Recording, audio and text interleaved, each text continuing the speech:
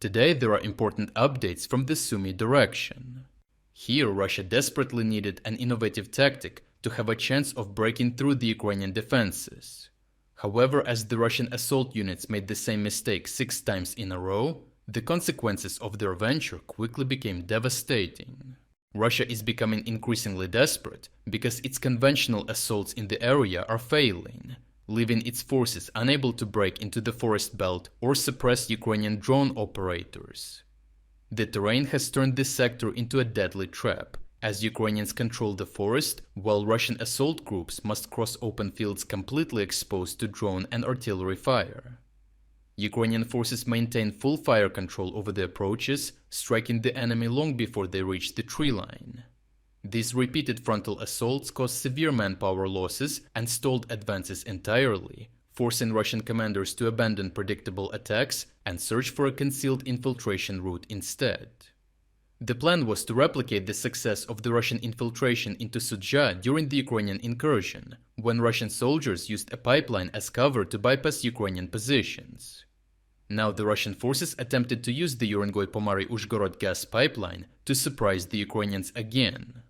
Russian assault groups advanced 17 kilometers through the pipeline system, entering via a collector shaft on Russian territory. Along the road, they established 2 rest points positioned approximately 5 kilometers apart, allowing troops to remain inside the pipeline for up to 7 days. However, movement inside the pipeline is uncomfortable, as it is only 140 centimeters in height, forcing Russians to crouch. Several openings were also prepared on the Ukrainian side. These serve as decoys to divert attention, while others were designated exit points for the assault teams. The first assault began at dawn south of Yablunivka, where Russian infantry launched a coordinated attack, with some troops emerging from a gas pipeline, while others advanced through nearby tree lines. Ukrainian drone operators quickly detected the movement and directed FPV drone strikes against the assault groups before they could disperse or take cover in forested areas. As a result of the Ukrainian crossfire with drones, the Russian forces were eliminated. Despite the failure of the initial assault, Russian forces committed an even larger contingent to the operation. By monitoring all known and suspected exit points around the clock, Ukrainian soldiers could immediately direct FPV drones and artillery onto the new assault wave as soon as 15 Russian soldiers emerged from the pipeline. The attack was quickly contained, while drone operators later eliminated the remaining infantry with grenade drops as they had nowhere to hide. During this engagement, 44 Russian troops were killed in just 30 minutes, stopping the assault entirely. In another attempt north of Novosich, 6 Russian soldiers advanced through the gas pipeline.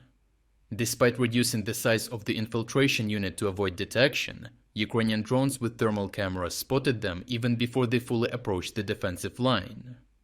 As additional Russian assault troops attempted to spread out after exiting the pipeline, Ukrainian artillery targeted them directly in the field, while the remaining soldiers were later neutralized by strikes from Vampire-heavy drones. Geolocated footage from a separate assault showed Russian troops emerging from the same pipeline southwest of the village of Yablunivka. This time, Russian forces also launched a diversionary attack using motorcycles and all-terrain vehicles from Russian-held territory.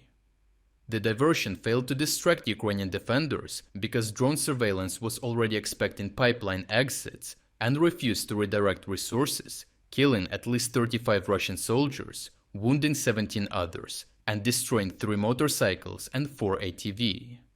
During their next assault, 29 Russian troops irrationally attempted the same tactic again. This time, the Ukrainian soldiers dispatched their quadcopter drones to eliminate the entire group before it could even reach the front line.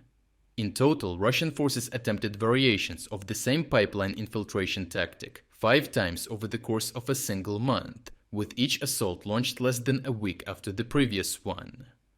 By that stage, the element of surprise had completely disappeared, as Ukrainians no longer needed to patrol large areas because they only had to monitor known pipeline exits. Overall, the Russian pipeline strategy failed, and the Russian stubbornness made it a catastrophic failure over and over again. Russians lost all element of surprise and ended up in a devastating meat grinder after repeated assaults through the same pipeline, walking directly into a prepared Ukrainian crossfire. Despite the piling losses, the Russian command repeatedly sent wave after wave, disregarding that Ukrainians had fully adapted to their tactic.